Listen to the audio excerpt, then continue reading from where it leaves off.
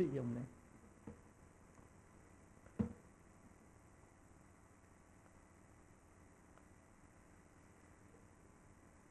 자, 오늘은 저와 함께 지금부터 2000년 전에 그 베들레헴 동네 마구간에 무슨 일이 있었는지 한번 가보도록 하겠습니다. 그리고 그 마구간에서 생긴 일이 오늘 여러분 여기 앉아 계신 여러분과 어떤 관계가 있는지 한번 연결해 보도록 커넥션해 보는 그런 시간을 갖겠습니다. 자, 오늘 하나님의 말씀 제목을 왜 큰 기쁨의 좋은 소식인가? 아까 큰 기쁨의 좋은 소식을 알리러 왔다고 천사가 그 목자들에게 말을 했습니다. 그런데 우리는 큰 기쁨의 좋은 소식이라고는 알고 있지만 그 패키지 안에 뭐가 들어있는지 이제 궁금하지요.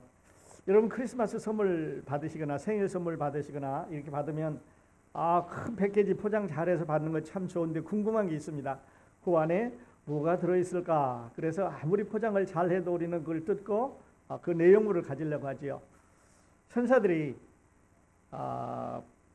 목자들에게 나타나서 오늘 너에게 큰 기쁨의 좋은 소식을 주겠다 그랬는데, 그렇다면 그 큰 기쁨의 좋은 소식이라는 패키지 안에는 뭐가 들었는지 한번 열어보도록 하겠습니다.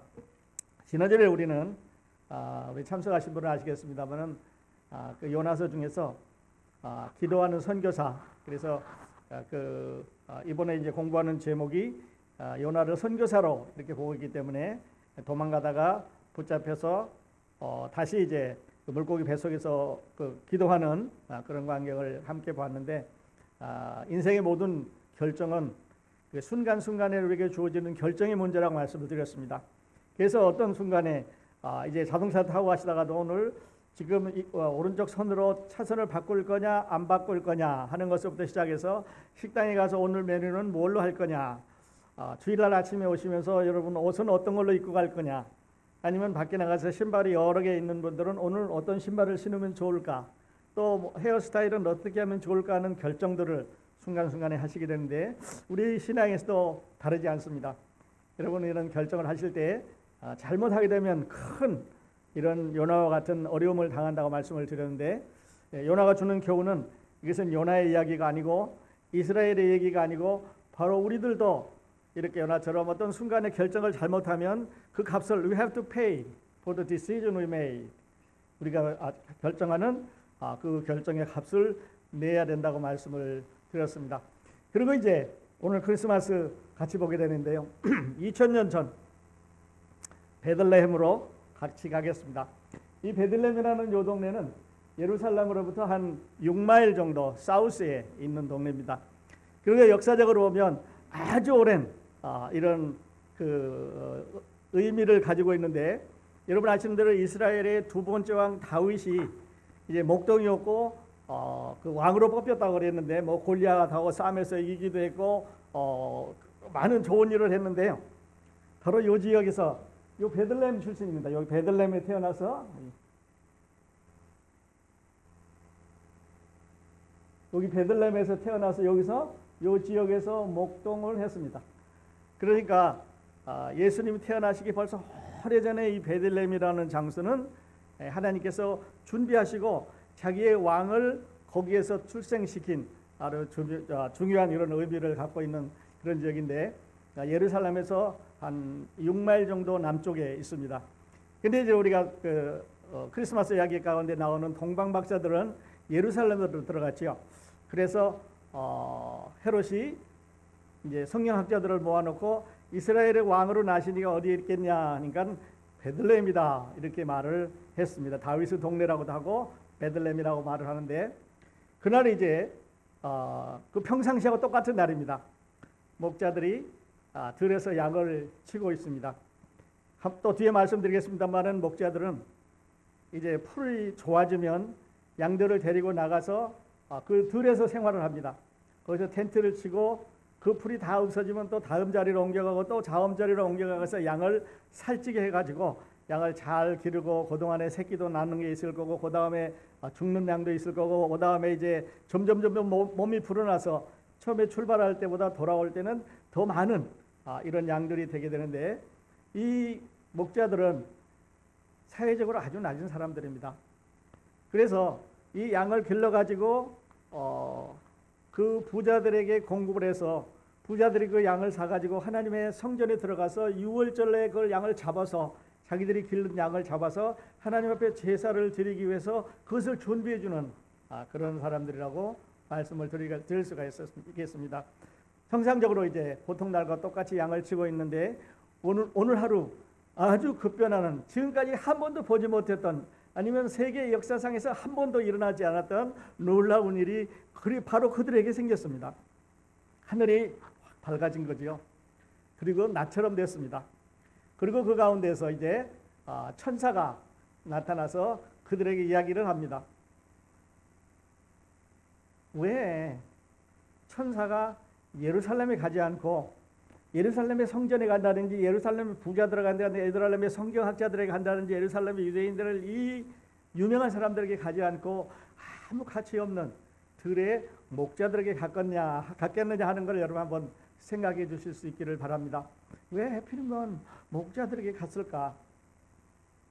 그리고 천사가 이제 말을 합니다. 천사가 이르되 무서워하지 말라.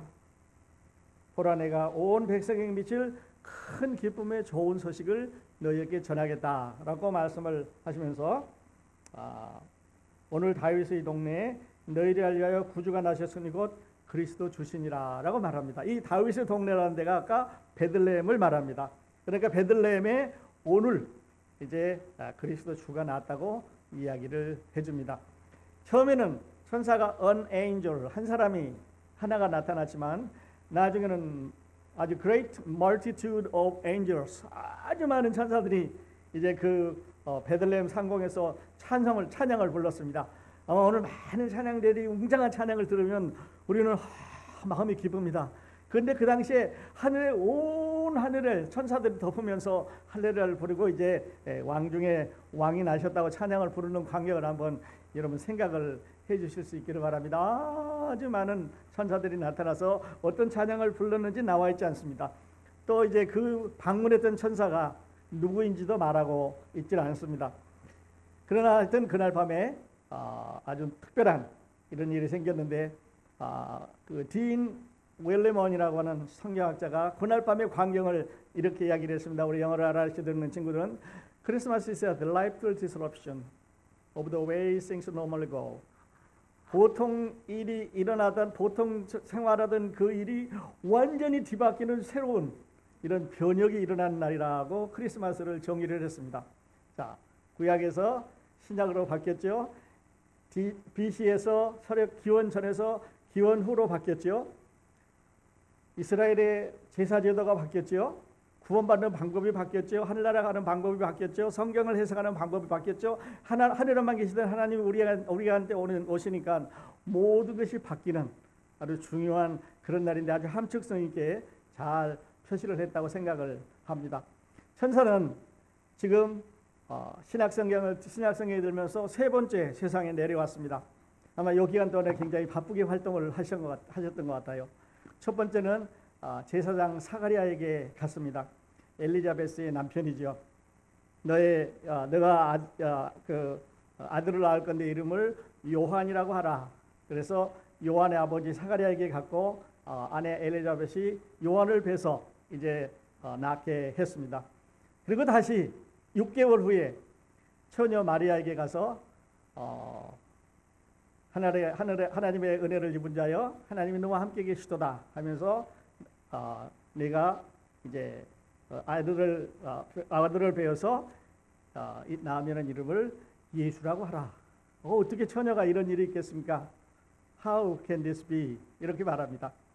그러니까요, 마리아의 이 천사하고 대화를 들어보면 안 됩니다, 절대 안 됩니다 이렇게 하는 게 아니라 어떻게 이루어질 수 있겠습니까? 어떻게 그 방법이 뭡니까? 라고 묻는데 나중에 이제 이런 거에 대해서 우리 같이 더 공부하도록 하겠습니다. 그리고 이제 그로부터 마리아에게 나타났던 그 시간으로부터 280일 후에 이제 목자들에게 나타났습니다. 그러니까 우리는 예수님을 말할 때 우리는 동정녀 마리아에게 기적적으로 나셨다 그렇게 말하는데 사실은 예수님께서 동정녀 마리아에게 잉태하신 것은 기적적으로 했습니다.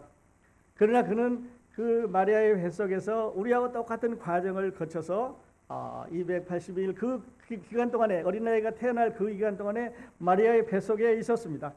그러니까 잉태하는 과정만 기적이고 그 하나님께서 그 여자의 몸속으로 들어가신 것만 기적이지 그 후에 자라나셔서 출생하시는 모든 과정은 여러분과 제가 또 우리들의 자녀들이 태어나는 과정과 똑같습니다.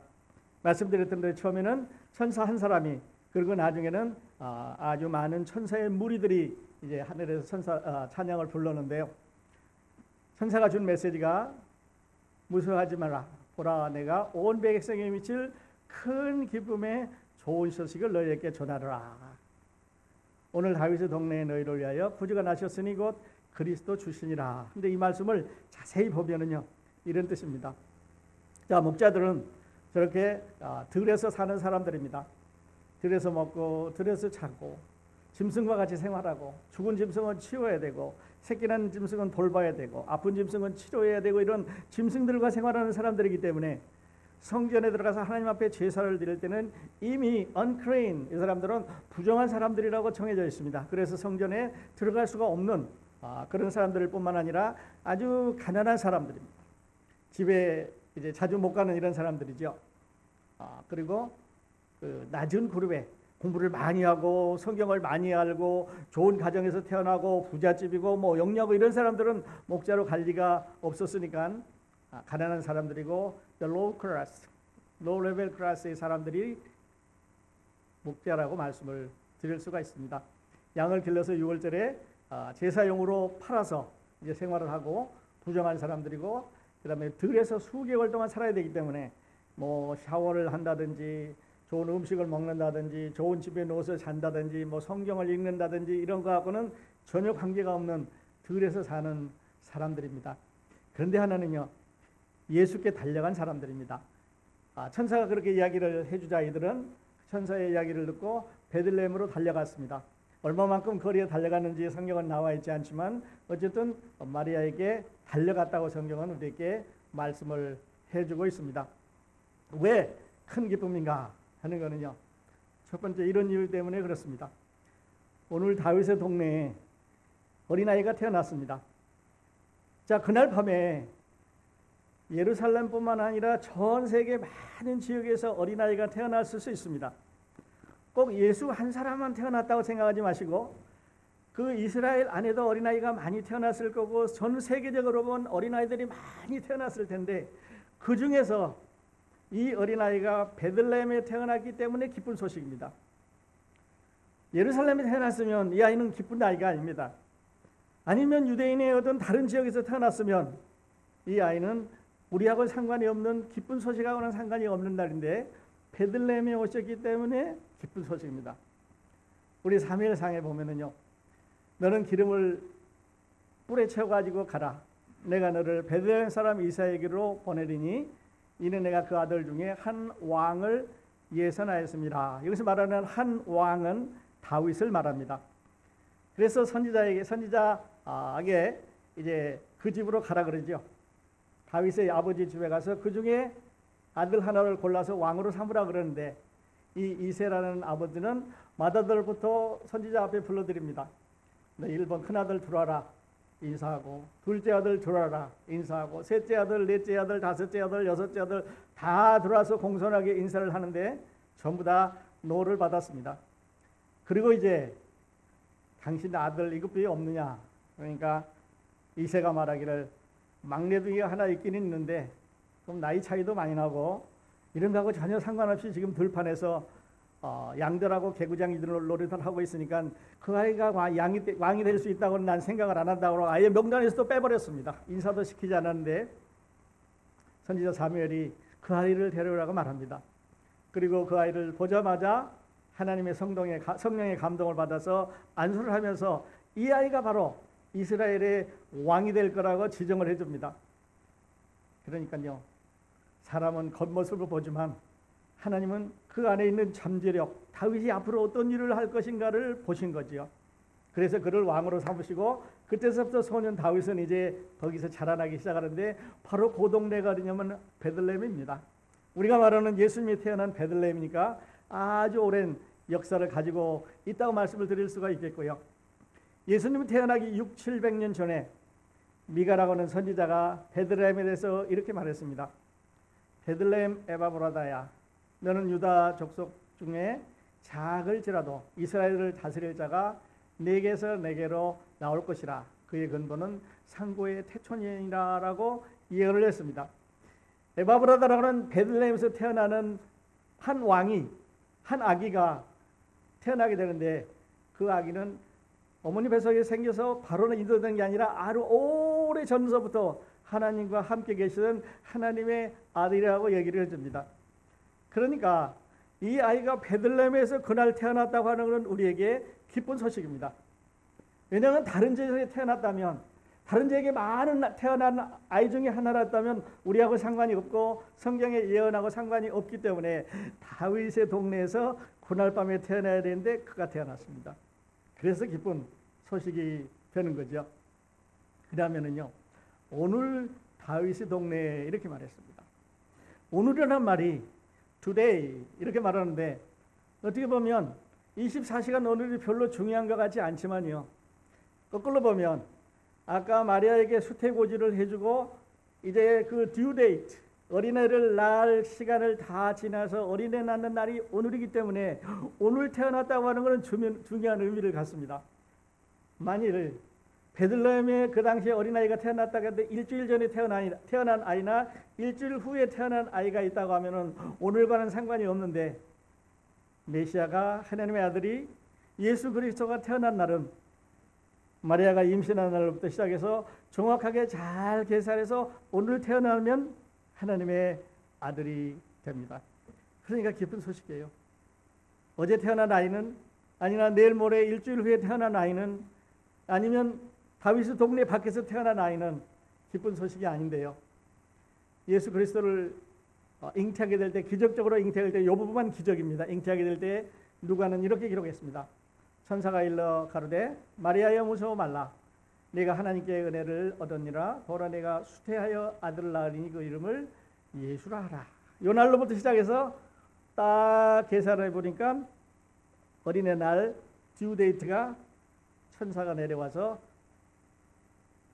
목자들에게 이야기했던 날입니다. 거기 있을 그때 해산할 날이 차서, 여기 중요합니다. 해산할 날이 차서 어린애 날 수 있는 기간이 다 풀로 찼습니다.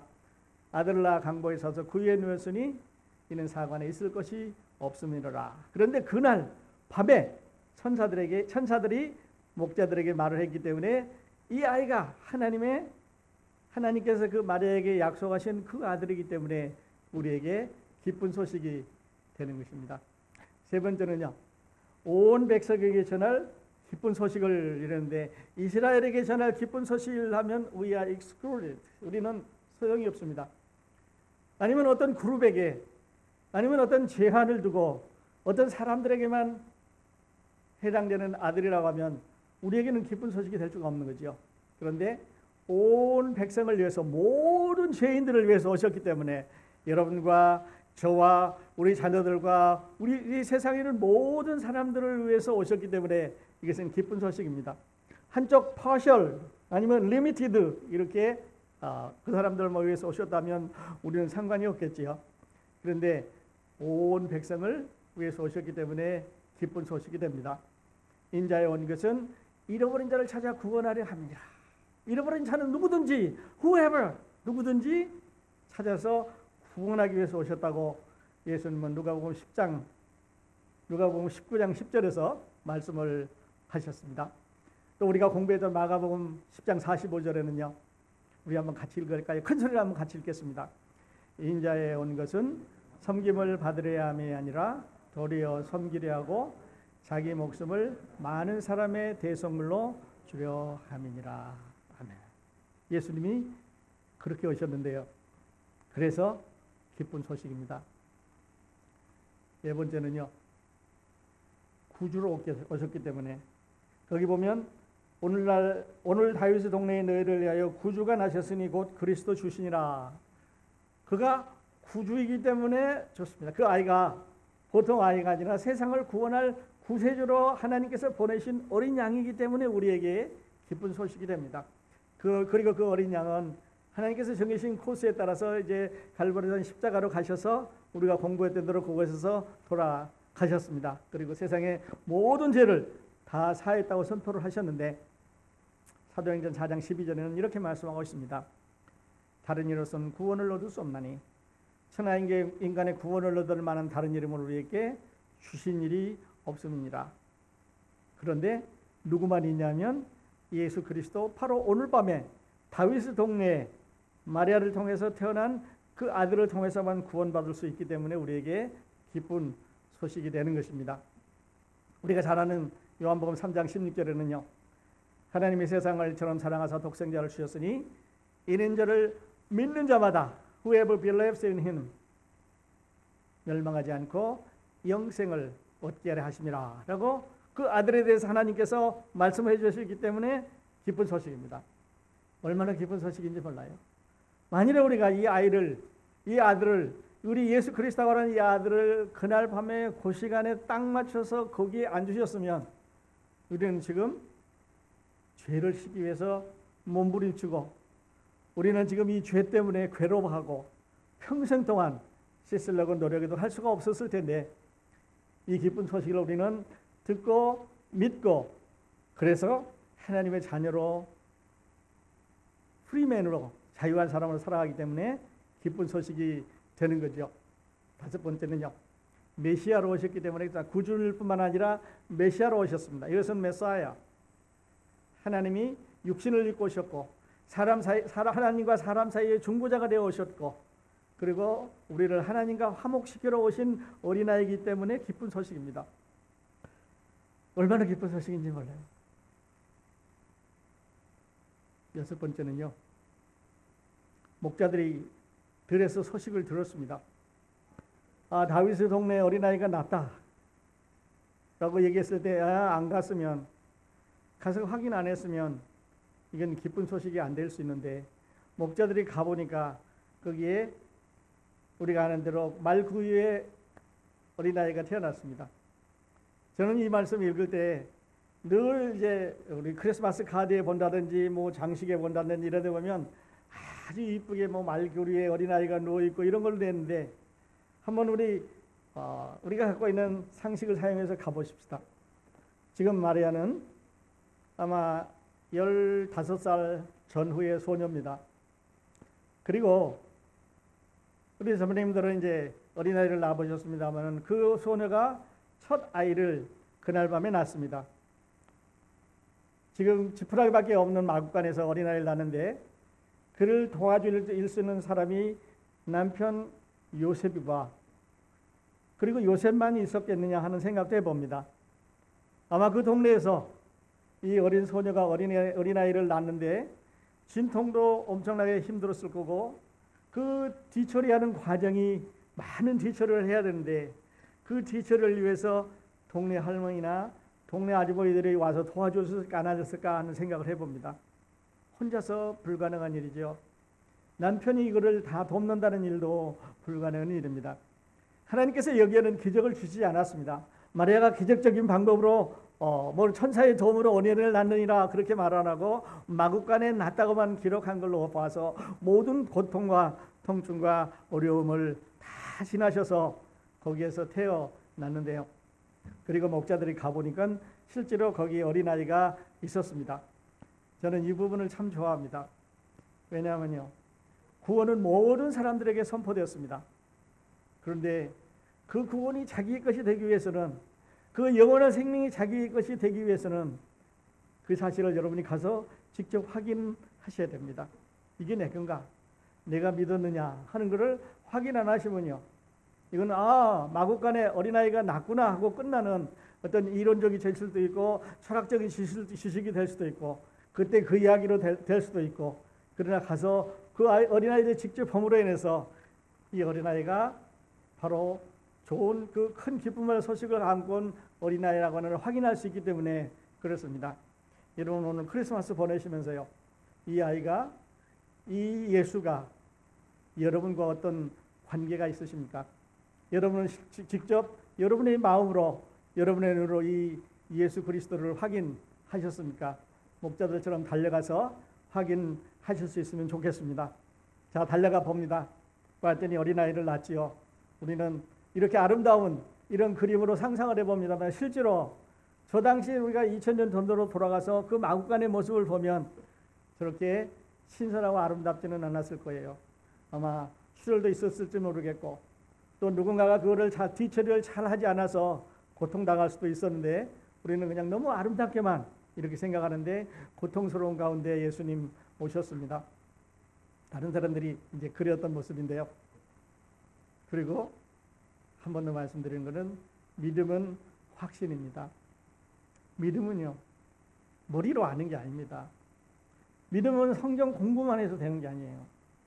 믿음은 내 생각 속에 들어가 있는 게 아니고, 믿음은 마음 속에 있는 거라고 했습니다.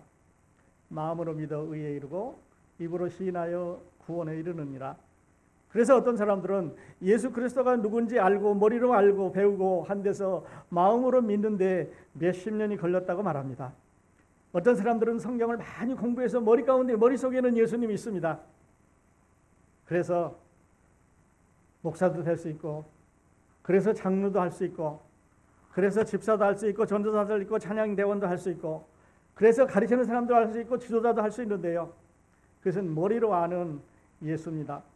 그 예수가 마음에 들어야 됩니다. 그 예수 그리스도가 머리라고 하는 데를 통해서, 지각을 통해서 배워주신 그 예수 그리스도가 여러분 마음 가운데로 내려오실 수 있기를 바랍니다. 길이로 하면은 한 20인치 정도 된다고 하는데, 어떤 사람은 일생 동안 이 거리를 내려오지 못한 사람도 있다고 했습니다. 또 어떤 사람은 머리로 깨닫고 바로 마음으로 믿어서 이 짧은 거리를 순식간에 내려온 사람도 있었는데요. The faith is conviction. You have to have an assurance of salvation. 구원의 확신이 마음 가운데 있어야 됩니다. 그래서 요한은 이렇게 말했습니다. 아들이 있는 자에게는 생명이 있고 하나님의 아들이 없는 자에게는 생명이 없습니다. either or입니다. 하나님의 아들이 있느냐, 하나님의 아들이 없느냐. 다시 말하면 하나님의 아들이 없느냐, 생명이 없는 거지요. 하나님의 아들이 있느냐, 생명이 있는 겁니다. 마구간에 가보니까 어린 예수가 있었습니다. 예수가 있는 거지요. 그래서 구원은 확신입니다. 여러분이 크리스마스 선물도 받고 뭐 기쁘다 고지 오셨는데 밖에 가로등에 불도 켜고 오늘 이런 기념식 하는데요, 그보다 더 중요한 것은 여러분의 이 확신을 가지고 계셔야 한다는 것입니다. 이 크리스마스 이제 우리 한번 결론을 내보십시다. 왜 큰 기쁨의 좋은 소식이냐면요, 첫 번째, 예언을 따라서 오셨습니다.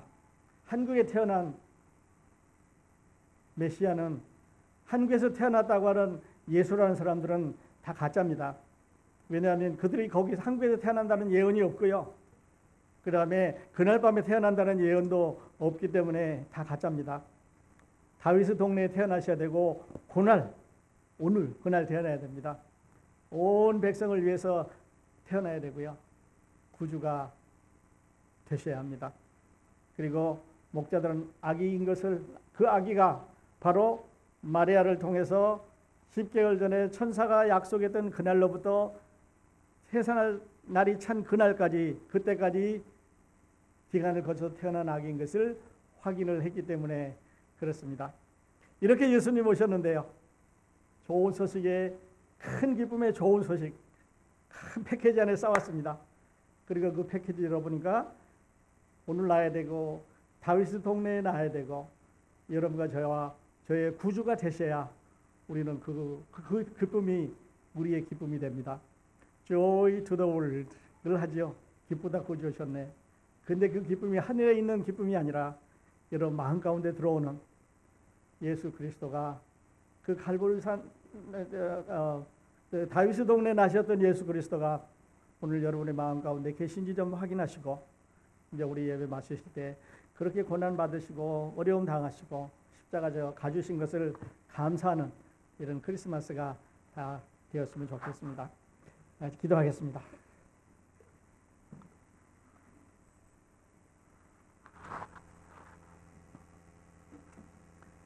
하나님 아버지, 큰 기쁨에